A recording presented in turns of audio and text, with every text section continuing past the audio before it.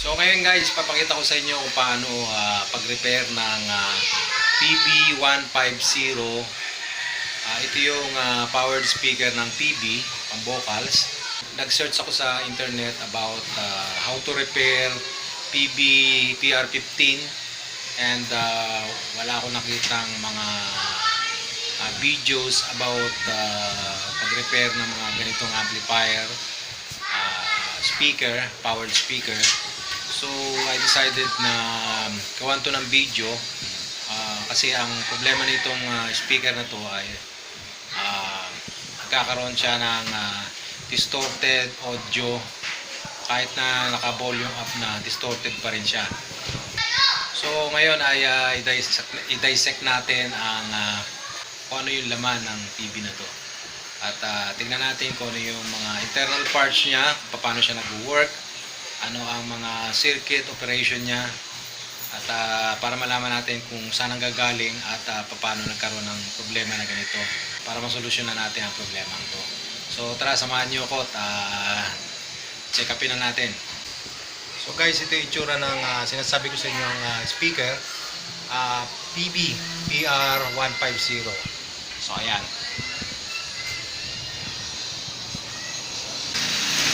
So PB siya. At actually binuksan ko na siya at kung titingnan natin, makikita na natin yung pinaka speaker siya. Ayan o. Ito yung pinaka subwoofer niya. Yan. At ito yung tweeter niya. So itong wire na to ay kinabit ko lang para ma-testing ko ng malayo kasi ang wire talaga niya is maikli lang. Kaya ginawa ko para ma-testing ko yung pinaka speaker niya is nilagyan ko ng extension wire para ma-test ko ng medyo malayo. So guys, actually yung isang pair nito, yung kapares nito ay nagawa na natin at nakikita na natin talaga kung saan yung pinakasira niya. So ngayon ay papakita ko sa inyo kung paano yung saan nagsisimula ang mga sira ng mga ganitong speaker.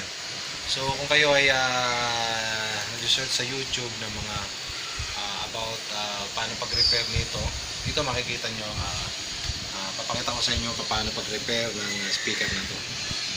So guys, sisimulan na natin ang pag-repair ng PB PR150.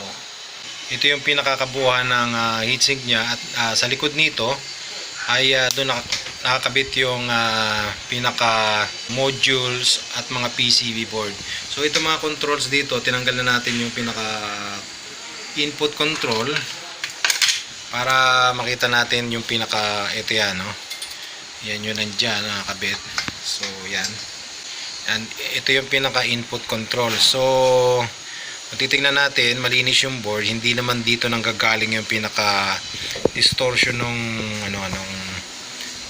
sound, no? Kasi itong preamp is na-tested na rin natin na hindi rito nanggagaling yung pinaka distortion ng So ginawa natin is kinalas natin to para kasi masyado na siyang marumi at marami ng umido, kaya nilinis natin tong board na to. So guys, ito naman yung kasunod ng preamp.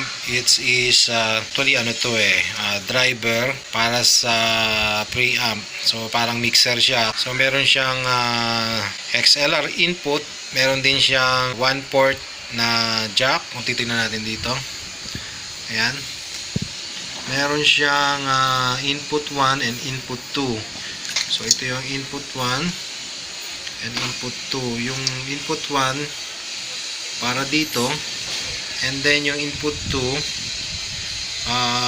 para dito sa microphone o line in 1 and line in 2.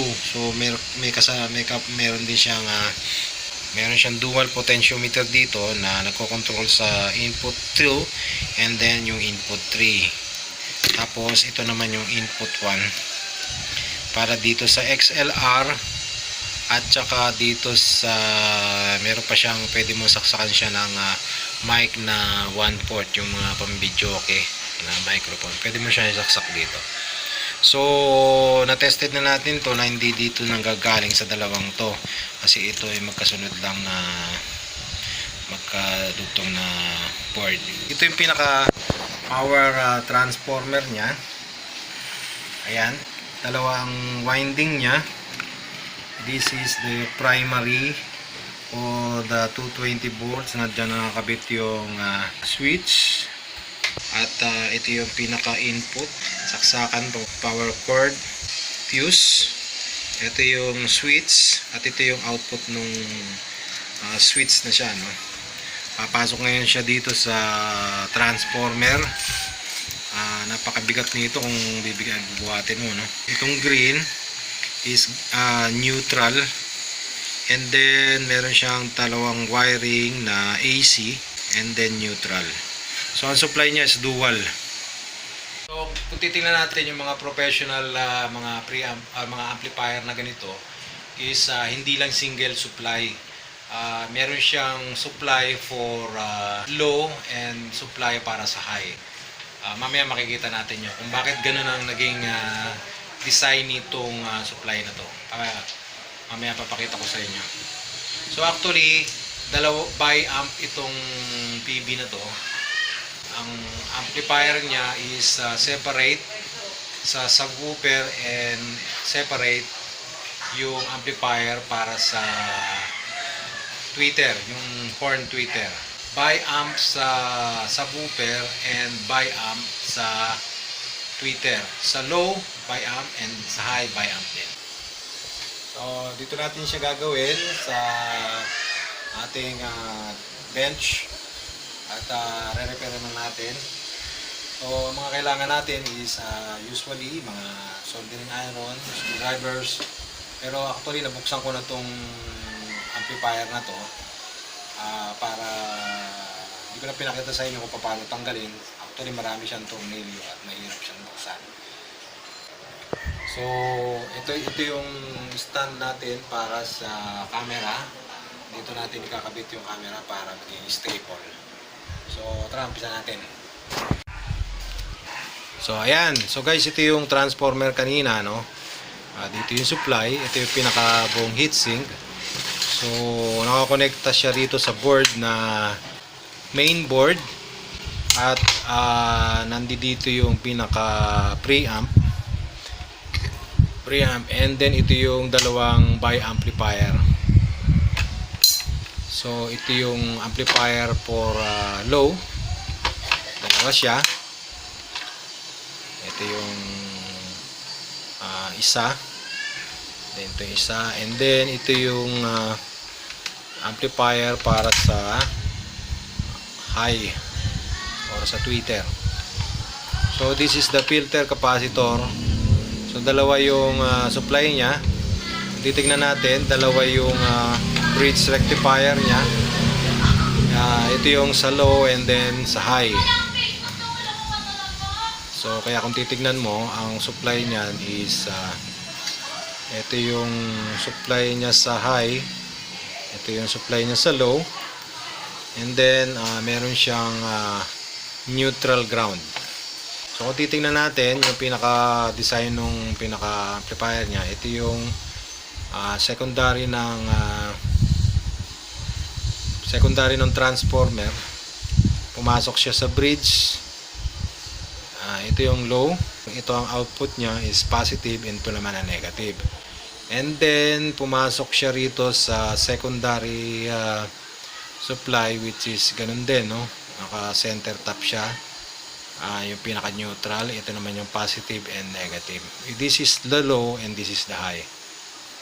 Mas mababa ang voltage nito dito kaysa dito. Ito mga around 35 for 25 volts yata to. Ito naman 50 volts. So ngayon trace na natin yung pinaka problema niya, no? So ngayon kung titingnan natin, medyo so kung inspect natin siya physically, makikita natin na nagkakaroon siya ng leakage dito ng yung mga resistor niya ay nagkaroon na ng umido, and then itong capacitor niya nagli-leakage na yung pinakakatas ng capacitor, kumalat na dito. Actually nalinis na natin to, no? So dito sa kabila, so ganun din. Ayan, mga capacitor. At saka mapapansin natin na nabunot itong pinaka 10 ohms resistor. Actually nabunot siya ng sa sobrang init niya, parang nahinang niya yung sarili niya at kumalas siya. So sobrang drive dahil siya, nag-overheat. Ayan. So ito yung sa drive sa tweeter, ito yung drive sa subwoofer.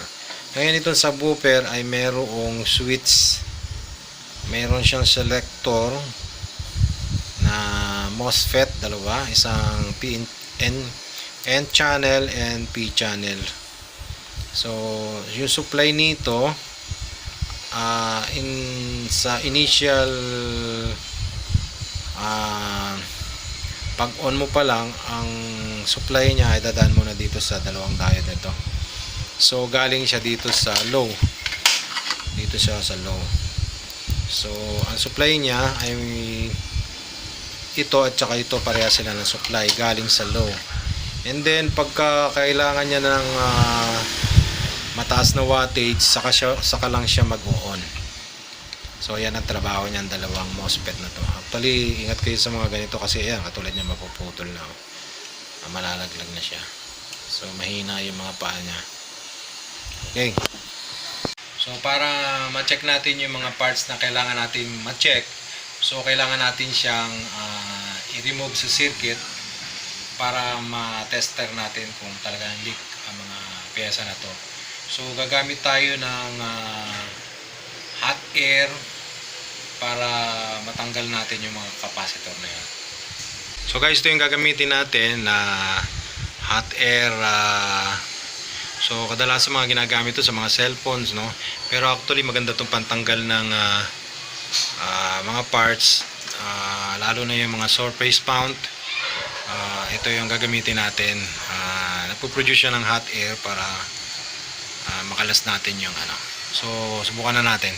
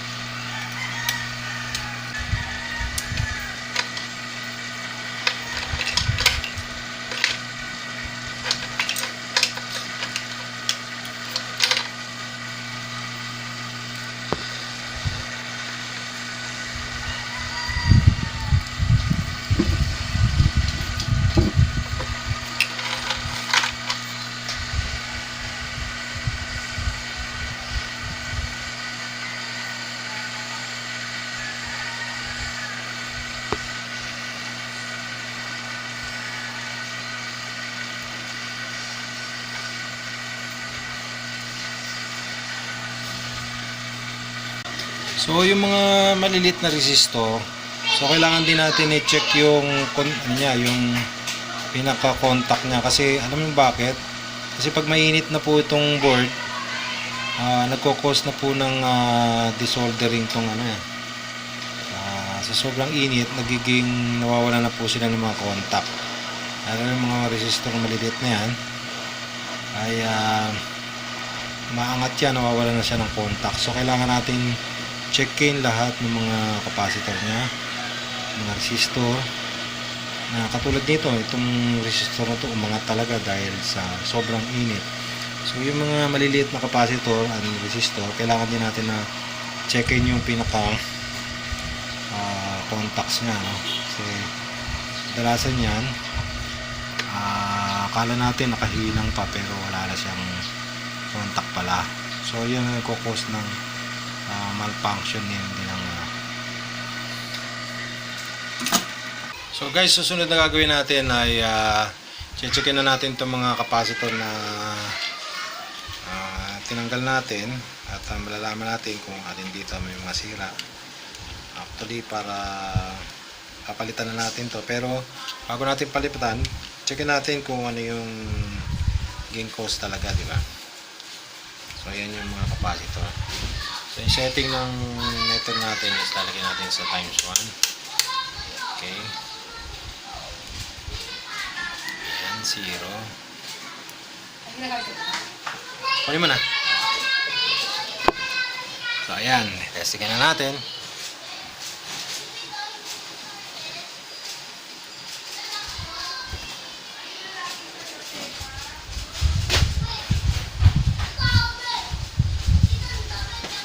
So ngayon guys, nakita na natin yung mga leak na capacitor. So nakita natin yung ilalim ng mga capacitor.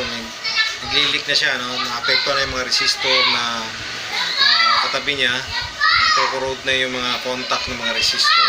So isang cause din yun ng kaya nawawala na sila ng contact at nawawala na sa circuit yung mga resistor dahil sa umiinit kasi yung board na yan eh. Ngayon pag umiinit na yung hinang, natatanggal sila dun sa contact. And then haluan pa ng chemical ng mga capacitor. So ang nangyayari niyan, totally nawawala, nag-short na siya at nawawala ng contact ibang mga pyesa. So ngayon, lilinisin natin ngayon yung board and then i-replace na natin yung mga capacitor ng mga leaky.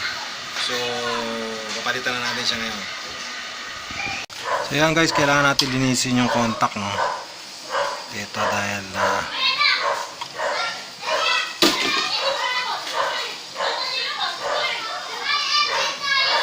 yan.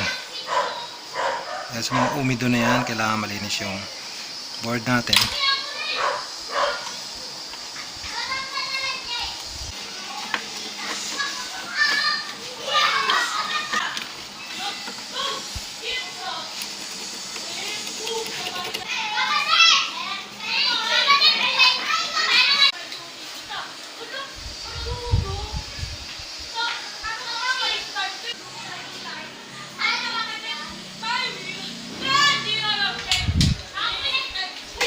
So ngayon guys, kakabit na natin yung mga bagong capacitor na replacement para dito. So pagka magkakabit tayo ng mga ganito capacitor, check lang natin maigi yung mga polarity, no? Napaka-importante ng polarity ng capacitor kasi andyan ang ano yan, pag nagkabaliktad yan, maglilik agad yung capacitor na yan, then pumuputok yan pagkabaliktad ang polarity. So ngayon, i-solder na natin itong mga bagong capacitor para matest na natin. Ayan. Check nyo lang maigi yung polarity na yan. Tsaka mayroon naman siyang yung pinaka-guide na kung saan arrow. Makikita natin kung paano yung positioning talaga ng capacitor niya. So ayan, hinang siya na maayos. Okay, tapos yan. Okay,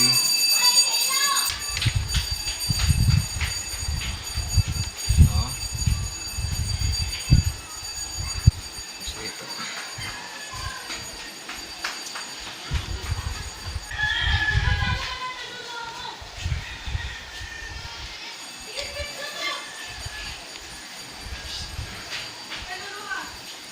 Tingnan natin muna yung konti yung pinakakapitan ng capacitor para madali siyang kakapit.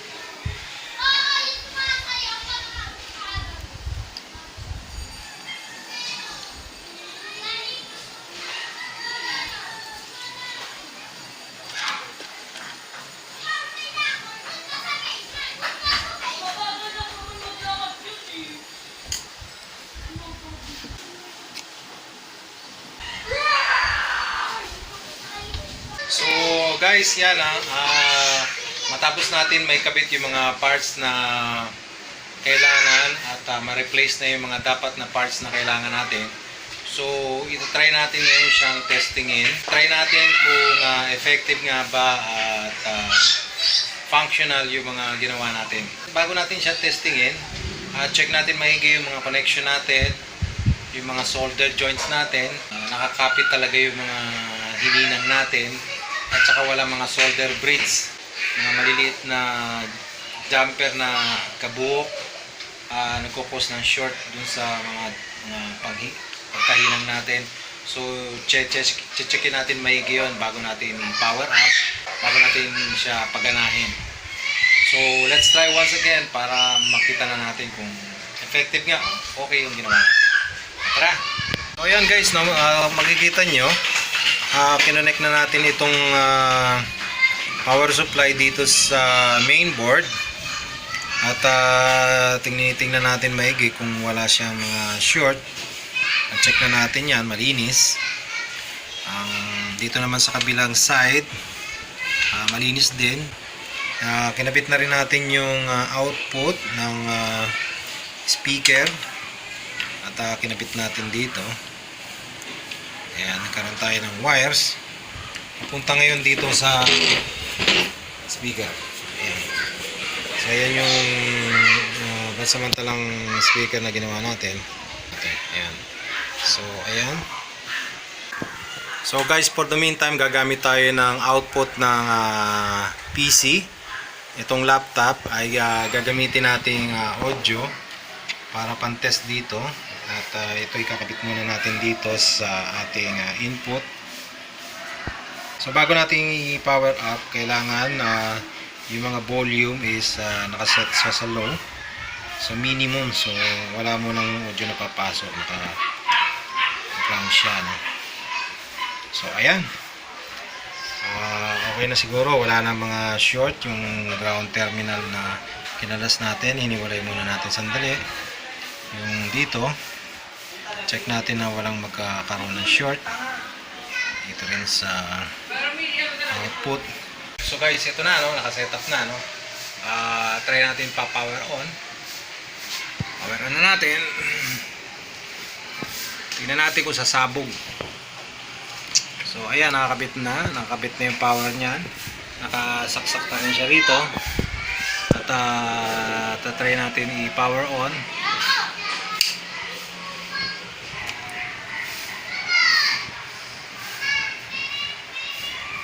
So far wala pa namang umuusok, no.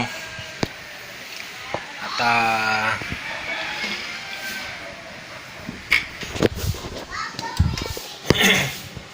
try natin na i-play yung ating music dito sa okay. Isa natin sa pinaka-umpisa. Tapos dahan-dahan natin i-volume to.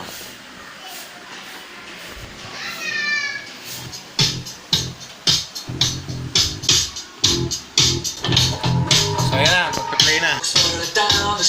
Natin konti.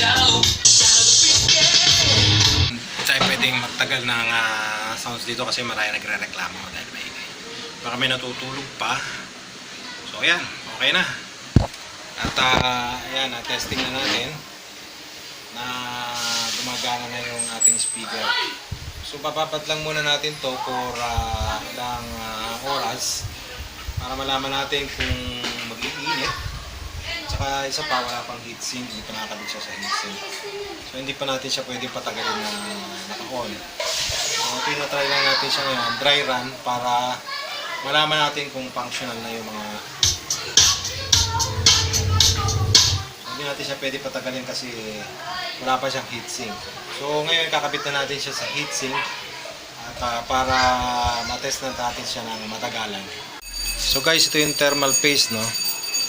Lalagyan natin siya isa-isa para ensure natin na talagang yung heatsink niya is talagang kapit na kapit yung init doon sa kakabit natin na transistor. So napaka-importante yan, no? So ngayon guys, nasalpak na natin tong mga na-align na natin tong mga kabitan ng tornilyo. Salpak na natin yung mga board sa necessary places niya.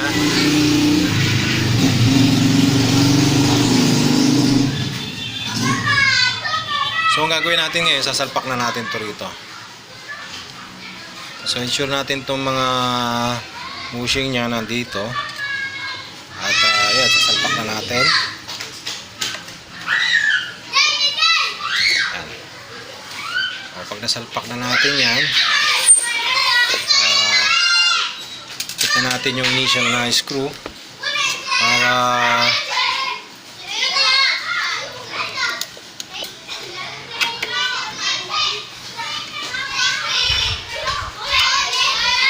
dito sa loob. Tingnan mo, dito yan sa loob. Yan. So, napaka-importante ng mga screw na to kasi ito yung nag-hold sa board. Tsaka, siguraduhin natin na talagang totally mahigpit yung screw na to kasi yung vibration ng speaker kaya niyang paluwangin yung mga screw na yan. Okay, tapos ito na. Okay. After that, yung mga nagbabibrate na mga parts katulad nito ay lalagyan natin ng ito. Lagyan natin ng glue para ma-ensure yung iwas sa vibration. So ayan guys, nakakabit na natin lahat ng mga parts na at na-assemble na natin dito sa kanyang pinaka heatsink, itong pinaka power amplifier. So ngayon, gagawin natin ngayon ay ibababad na lang natin siya para malaman natin kung meron pang problema.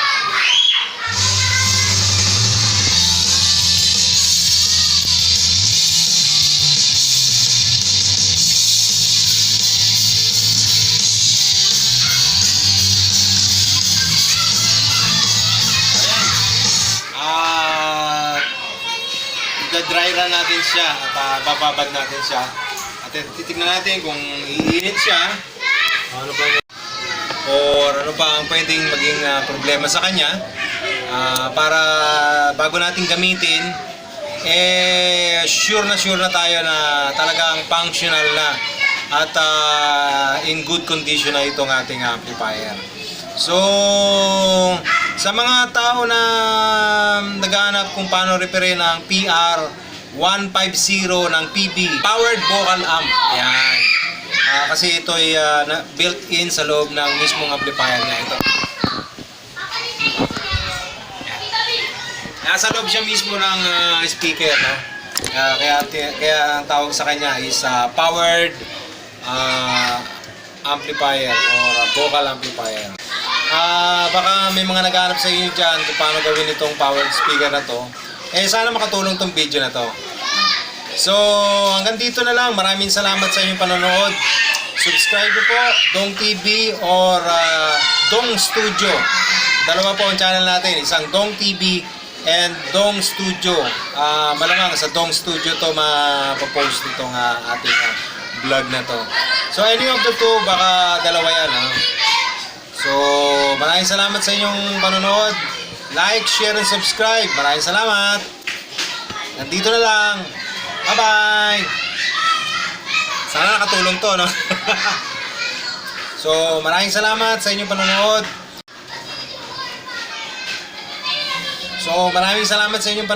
Sana nakatulong tong video na to. At like, share, and subscribe. Dong TV po or Dong Studio. Maraming salamat. Nandito na lang. Bye-bye!